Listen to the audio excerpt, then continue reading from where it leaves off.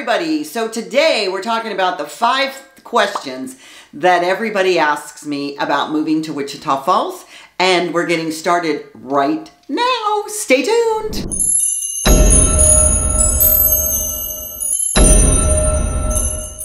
Hey y'all, I'm Debbie Dobbins. I'm your host for this episode of Your Wichita Falls. And today we're talking about those 5 questions that everybody asks me about moving to Wichita Falls. If you're from another area, you're from California, you're from New York, you're from Colorado, you're just from down south in Texas.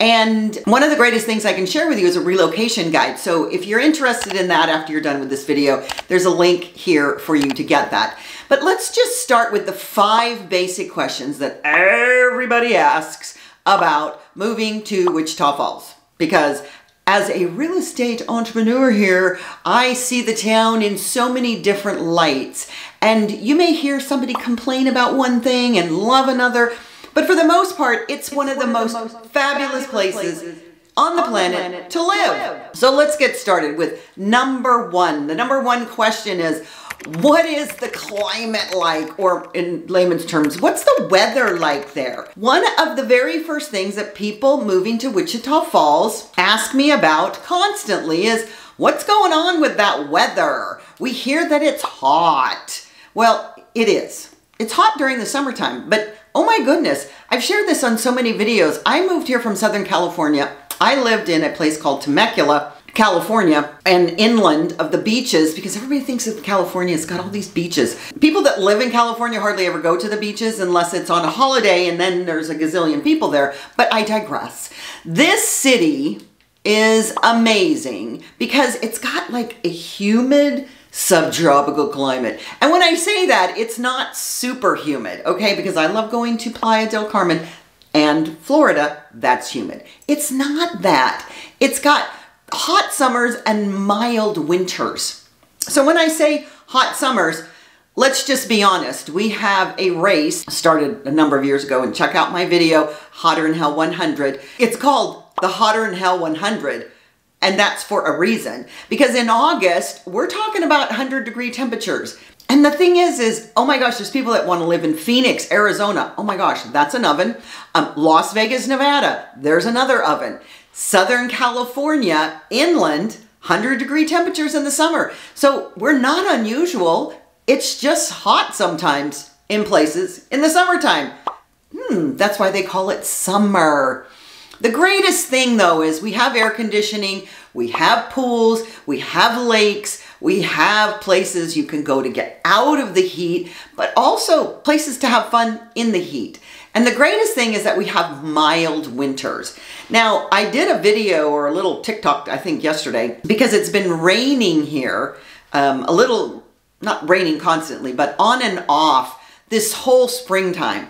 And last year, we have had a drought or two, which really, frankly, who hasn't in the world had a drought from time to time?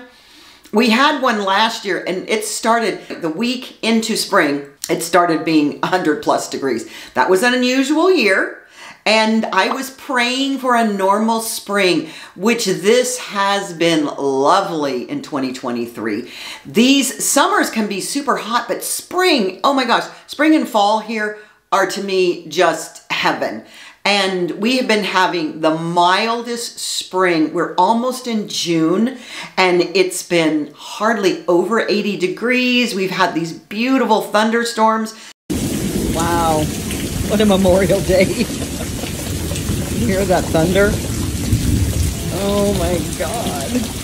Thunder, I think, is amazing, the clapping of thunder. But our summers, yes, they're hot, but you know, the thing is that it's really kind of around the 90s for the most part. Yes, we get up into the hundreds, of course. And winter, oh my gosh, winter. I actually love winter here because we get like 2 or 3 incidences of snow, and the rest of the time it's very mild. Sometimes it'll get down to 32 degrees. But the fact of the matter is that it's generally in the 40s and the 50s. So a big heavy coat, some fun, I was gonna say sexy, but for, you women out there, some sexy boots. It's a good idea to have a coat here, absolutely.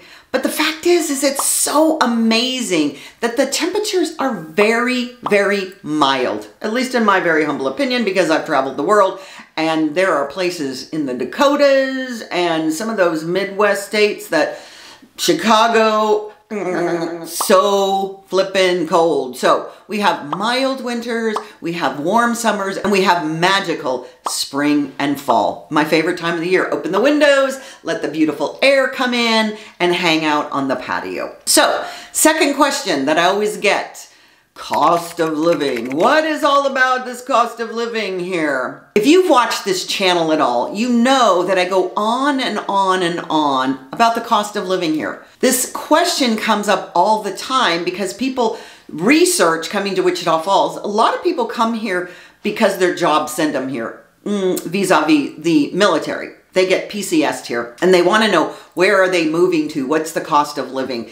And people that are coming here that just Google, what is the lowest cost of living city in America? Guess what pops up? Wichita Falls. Because the cost of living, what does that mean? It sounds such a vague term, the cost of living. It's actually lowest, almost the lowest in the entire nation. But what that means is that housing prices are super low still. If you ask anybody that lives here, and I don't know, probably less than 3 years ago, you could buy a house for under $100,000 and it was, a pretty reasonable house. That's not really possible right now. But guess what? That's not possible anywhere. Anywhere. So when you think about housing prices, I was watching a TikTok video the other day by another realtor, and she was talking about how hard it is for people to own a house in America. Yes, that's true. Oh my gosh, if you make $54,000 a year as a family, you're not going to buy a house in Southern California.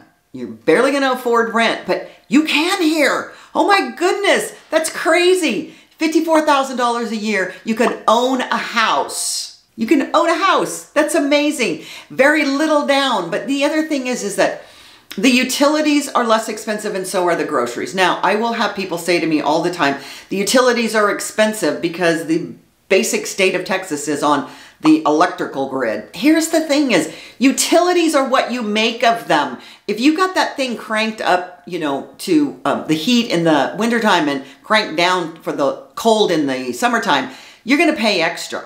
But overall, you can basically count on $150 or less for utilities every month if you're in about a 1,400 square foot house. So really, truly, cost of housing being low, utilities being low, groceries being low. Compared to larger cities, our gas is low.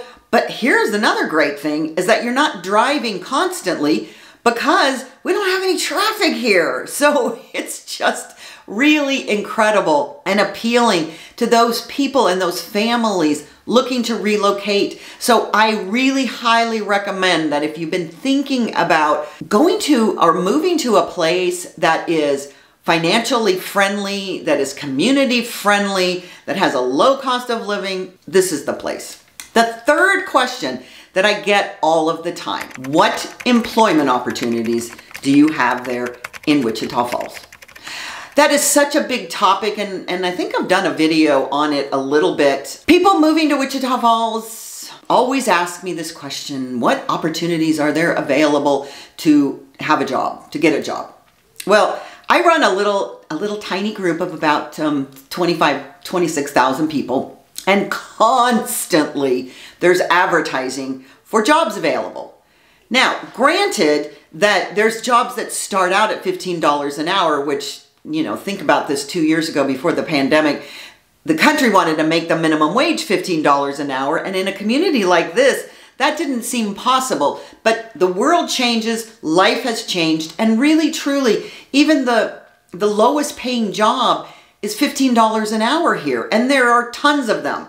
We have a very diverse economy with sectors such as healthcare. Oh my gosh, they're looking for people all of the time, actually all over the country. If you're a traveling nurse, this is a great place to base out of because you're going to make so much money traveling and you have such a low cost of living.